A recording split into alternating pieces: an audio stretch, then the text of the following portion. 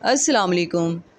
काफ़ी वीडियोस में मैंने आपसे बात नहीं की, लेकिन आज फिर से कुरान पाक की 5 आयत के तर्जमे से पहले मैं आपसे एक छोटी सी बात किया करूँगी, जैसे पहले वीडियोस में करती थी।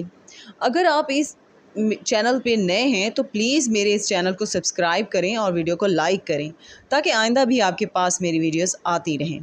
और पिछली वीडियोस भी ज़रूर देखें, उसमें मैंने अच्छी अच्छी बातें बताई। और पीछे से आप कुरान पाक भी तर्जमे के साथ मुकम्मल करें। शुक्रिया। आज का सबक शुरू करते हैं। पनाह मांगती हूँ अल्लाह की शैतान मरदूद से। शुरू अल्लाह का नाम लेकर जो बड़ा मेहरबान निहायत रहम वाला है। और मुल्क में इस्लाह के बाद ख़राबी न करना, और अल्लाह से खौफ रखते हुए और उम्मीद रख कर दुआएं मांगते रहना। कुछ शक नहीं कि अल्लाह की रहमत नेकी करने वालों से करीब है। और वही तो है जो अपनी रहमत यानी बारिश से पहले हवाओं को खुशखबरी बनाकर भेजता है, यहाँ तक कि जब वो भारी भारी बादलों को उठा लाती हैं तो हम उसको एक मरी हुई बस्ती की तरफ हाँक देते हैं।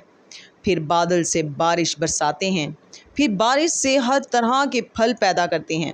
इसी तरह हम मुर्दों को ज़मीन से ज़िंदा करके बाहर निकालेंगे।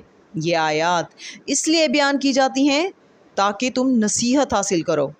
और जो ज़मीन पाकीज़ा है उसमें से सब्ज़ा भी परवरदिगार के हुक्म से नफीस ही निकलता है, और जो ख़राब है उसमें से जो कुछ निकलता है नाकिस होता है। इसी तरह हम आयतों को शुक्रगुजार लोगों के लिए फेर फेर कर बयान करते हैं।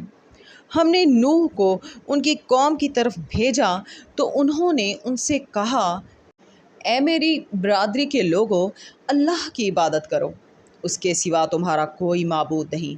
मुझे तुम्हारे बारे में बड़े दिन के अजाब का बहुत ही डर है। तो जो उनकी कौम में सरदार थे वो कहने लगे कि हम तुम्हें खुली गुमराही में मुब्तला देखते हैं। सदक़ल्लाहुल अज़ीम।